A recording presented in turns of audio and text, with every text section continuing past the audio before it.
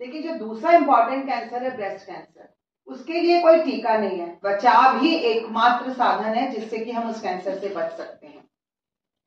जिस स्पीड से वो बढ़ रहा है, पहले ब्रेस्ट कैंसर लगभग 30 साल की उम्र के बाद, 35 साल की उम्र के बाद ऐसा लगता था कि हो रहा है, लेकिन अब यंग गर्ल्स में भी, 18 साल की लड़कियों में भी ब्रेस्ट कैंसर होने लगा है और मौतें हो रही हैं, क्योंकि हम लेट स्टेज में हमें पता चलता है कि कैंसर हो गया है। वैसे ही swing your arms. Breast cancer क्यों होता है मालूम है? लिम्फ होता है, अपने एक्सिला में लिम्फेटिक्स होती है, यहाँ से ड्रेन होता है। तो ये लिम्फेटिक ड्रेनेज जब ये कलेक्ट हो जाता है तो होता है कैंसर। तो अगर आप हाथ हिलाते रहेंगे, एक्सरसाइज करते रहेंगे, सूक्ष्म व्यायाम कर लो, सिर्फ सुबह सुबह हाथ का, अगर आप बैडमिंटन भी नहीं खेलते तो हवा में खेलो, कोई कुछ भी बोले, एक 10 मिनट को आप हवा में अपने दोनों हाथ चलाओ। नमस्कार, मैं Anshuman Sharma. Study on female breast committee व association of medical women of India happiness and awareness mission के सहयोग से केआरजी कॉलेज में कैंसर के खिलाफ जागरूक शिविर का आयोजन किया गया। इस कार्यक्रम की अध्यक्षता केआरजी कॉलेज की जन भागीदारी समिति की अध्यक्ष नीना सचान मैडम ने की। कार्यक्रम में केआरजी कॉलेज के प्रिंसिपल एमआर कौशल विशेष रूप से उपस्थित रहे। कार्यक्रम में आभार व्यक्त प्रोफेसर हरीश अग्रवाल सर ने व्यक्त किया। फीमेल ब्रेस्ट कमेटी की ग्वालियर चैप्टर की संयोजक डॉक्टर रीता मिश्रा मैडम और association of medical female of India की ग्वालियर चैप्टर की संयोजक डॉक्टर शशि बाला भोसले मैम ने छात्राओं को कैंसर बीमारी की जानकारी दी, साथ ही कैंसर बीमारी से बचाव के उपाय बताए। देखिए एक विस्तृत रिपोर्ट। धन्यवाद। आज वर्ल्ड कैंसर डे है, कल था एक्चुअली 4 फरवरी को। तो आपको मालूम है कि हम लोग यहाँ पर आज क्यों आए हैं? हम लोग आज यहाँ इसलिए आए हैं क्योंकि हमारे देखते ही देखते कुछ कैंसर्स, जो कि जैसे कि ब्रेस्ट कैंसर है, आपने देखा होगा, आपका परिचित कोई ना कोई ब्रेस्ट कैंसर से सफर कर चुका होगा। जो पहले चौथे नंबर पर था, वो देखते देखते दुनिया में अब मौतों में सबसे पहले नंबर पर आ चुका है। हिंदुस्तान में सबसे ज्यादा महिलाओं की मौत किसी भी अगर कैंसर से हो रही है तो वो ब्रेस्ट कैंसर से हो रही है, और उसके बाद सर्वाइकल कैंसर, जो बच्चेदानी का कैंसर है, उससे। जो कैंसर होने की दर है वो विकसित देशों में तो बहुत ज्यादा है। जैसे अमेरिका में कैंसर कम उम्र की लड़कियों से लेकर के बहुत ज्यादा हुआ करता था, लेकिन मृत्यु की दर कम है। ये सरप्राइज की बात है कि कैंसर वहां ज्यादा हो रहा है हमारे देश की बजाय, लेकिन महिलाओं की मौत यहाँ ज्यादा हो रही है, वहां कम। कारण क्या है कि वहां पर शुरू से लेडीज को, गर्ल्स को इस कैंसर से बचाव के तरीके या इसको जल्दी पहचानने के तरीकों के बारे में शिक्षा दी जाती है।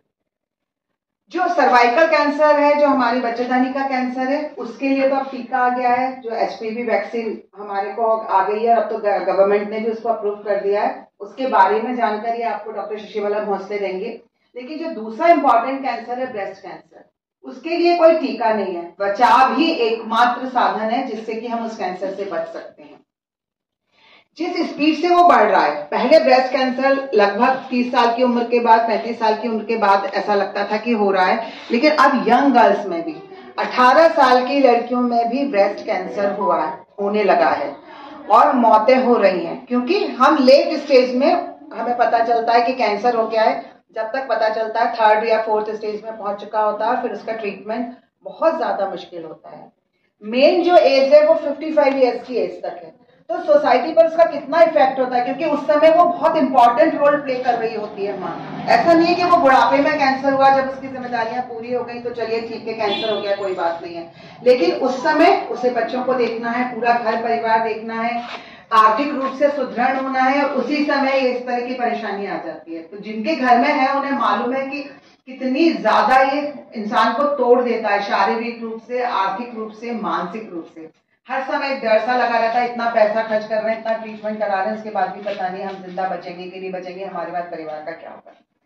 तो इससे बचने का एकमात्र उपाय ये है कि हम, इसीलिए अब शासन की तरफ से भी एक ड्राइव है, जो हमारी संस्था है गायनेकोलॉजिस्ट की, स्पेशली उसमें ब्रेस्ट कैंसर्स के लिए, सारे कैंसर्स के लिए अलग अलग कमेटीज बनाई गई है नेशन की तरफ से, और मैं भी उस ब्रेस्ट कमेटी की एक मेंबर हूँ और अपना ये दायित्व समझती हूँ कि मैं अब हमारे कॉलेज को ही, क्योंकि स्कूल से ही हमने वैसे तो ड्राइव शुरू किया। अभी हम गए थे और हमने जाकर के भारतीय स्कूल में इसके बारे में नॉलेज की थी। अब हमारी ये ड्राइव है कि हमारी लड़कियों को हमें ब्रेस्ट कैंसर के बारे में इतना अवेयरनेस देनी है कि वो ब्रेस्ट कैंसर की फर्स्ट स्टेज पर ही खुद को अगर होता है तो पहचान लें, या उनके आसपास के उनके रिश्तेदारों को, उनकी माँ बहनों को होता है तो जरूर पहचान लें। तो पहला तो ये कि कैंसर किन लोगों में ज्यादा हो सकता है। कैंसर उन लोगों में ज्यादा हो सकता है, पहली बात तो क्योंकि ये जेनेटिक के भी एसोसिएटेड है।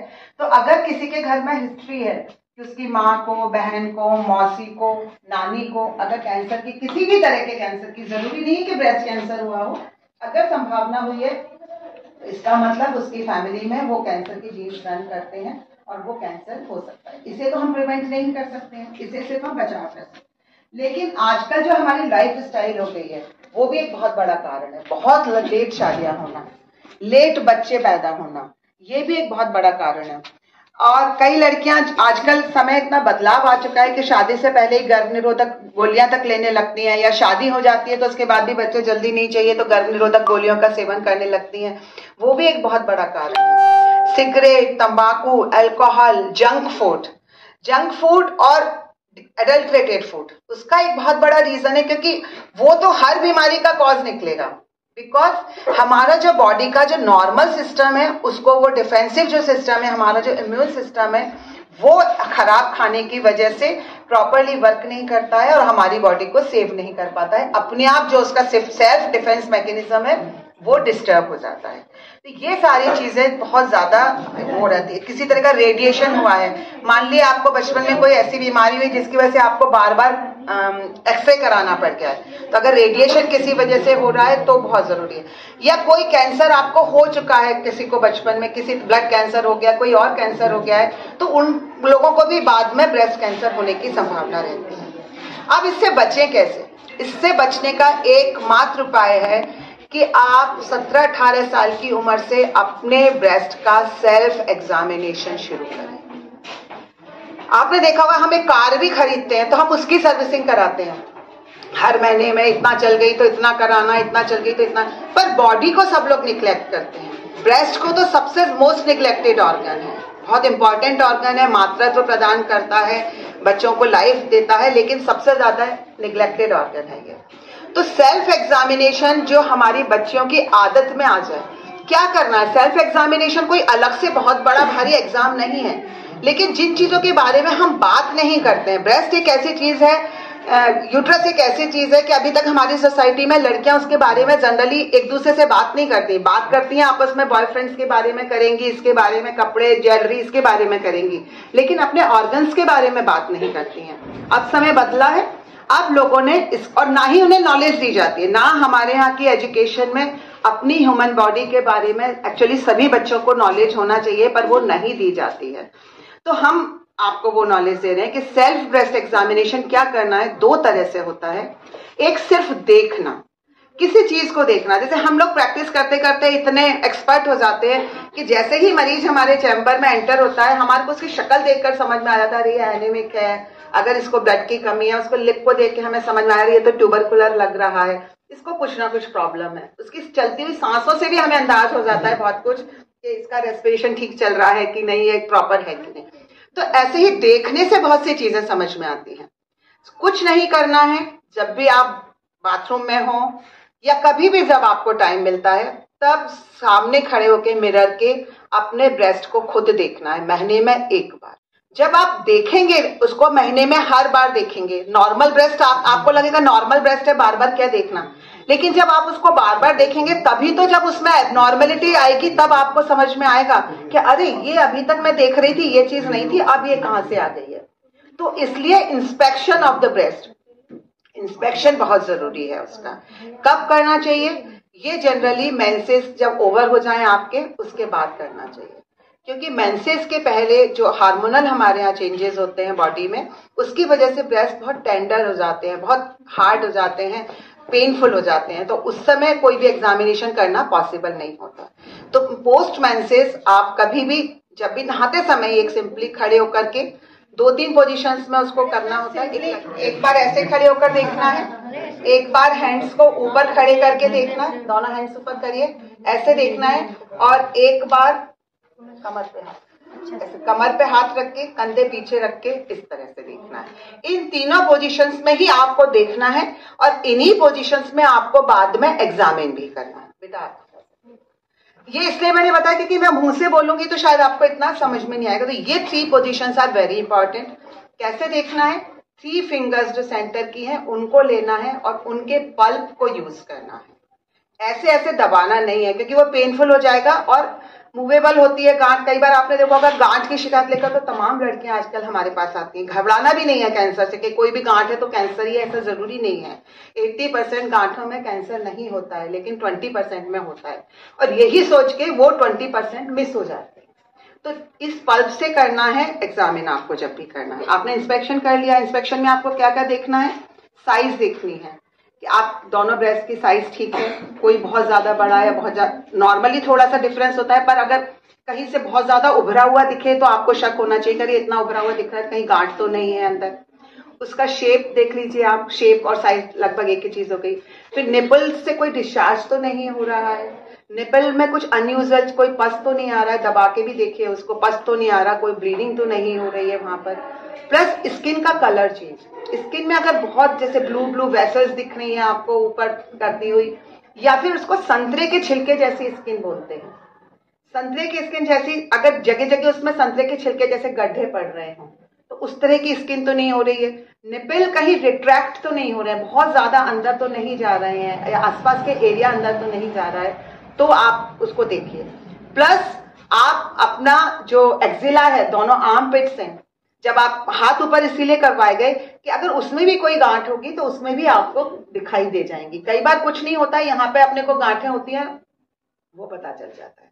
तो ये इंस्पेक्शन में आपको चीजें देखना है। उसके बाद आपको करना है पैल्पेशन। पैल्पेशन मतलब फील करना, चीज को खुद महसूस करना। इन्हीं पोजीशंस में आपको खड़े होना है, जैसे मैंने बताया 3 फिंगर्स के पल्प से आपको एग्जामिन करना है, और आप इस तरह से राउंड राउंड घुमाते हुए होल ब्रेस्ट को आप एग्जामिन कर सकते हैं।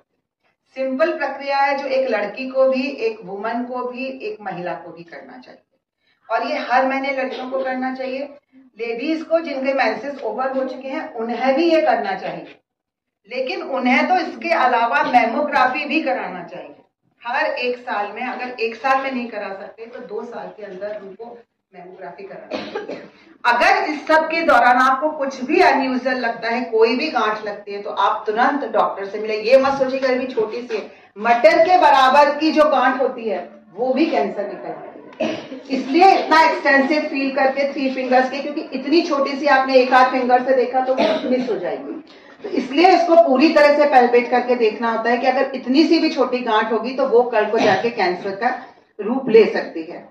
तो ये सारी चीजें करके आप इससे बच सकते हैं। अगर गांठ होगी तो डॉक्टर आपकी, अगर लड़कियां हैं तो उनके अल्ट्रासोनोग्राफी से वो लोग डिटेक्ट करते हैं कि साधारण गांठ है ये या कैंसर की गांठ है। इसके अलावा ये जो हमारी क्लेविकल है, जिसको कॉलर बोन बोलते हैं हम, इसके ऊपर भी जरूर देखें। कभी इसके ऊपर कोई उभार दिखे, कोई गांठ दिखे, ये लिम्फ लाइन्स होती है हमारी बॉडी की, एक्जिला में और क्लेविकल में। अगर ब्रेस्ट कैंसर होगा तो यहाँ की लिम्फ लाइन्स सबसे पहले अफेक्ट होती है और वहां पर स्वेलिंग आ जाती है, वो प्रोमिनेंटली दिखने लगती है।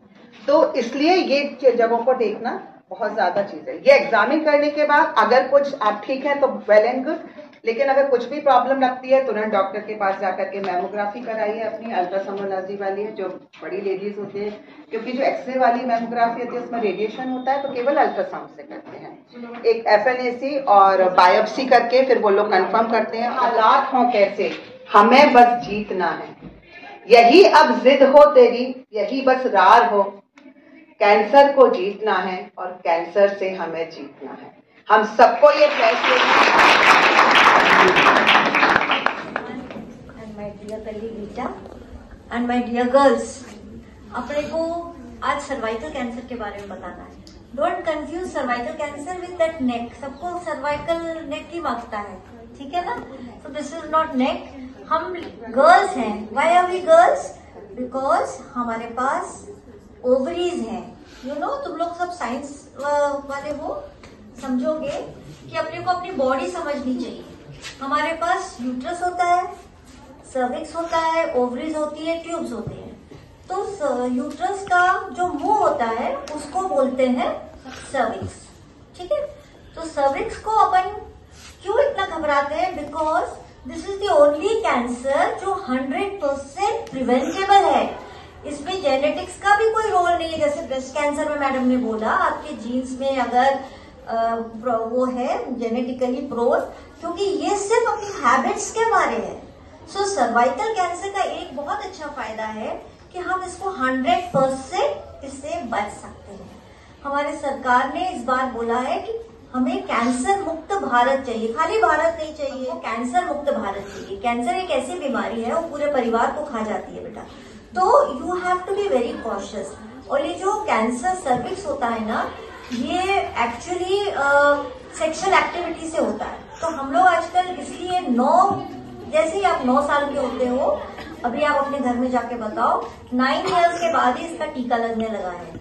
जब से अपने को कोरोना वायरस आया तब से हम वायरसेस से बहुत डरने लगे हैं।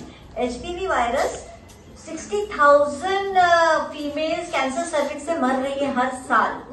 तो अपने को अगर HPV virus is a human papilloma virus, तो ये वायरस है, वायरस का टीका लगाओ, टीका लगाओगे तो बच जाओगे।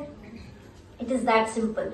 इसमें भी कुछ स्ट्रेन्स होती हैं, तो 16 और 18 स्ट्रेन्स के हमें 3 इंजेक्शन आते हैं, सर्वेरिक्स, गार्डासिल, सब में अलग अलग स्ट्रेन्स होती हैं। ये सब अवेलेबल है, हम हर डॉक्टर लगा रहे हैं। आपको बस अपने नियरेस्ट गायनेकोलॉजिस्ट के पास जाना है और लगवाना है।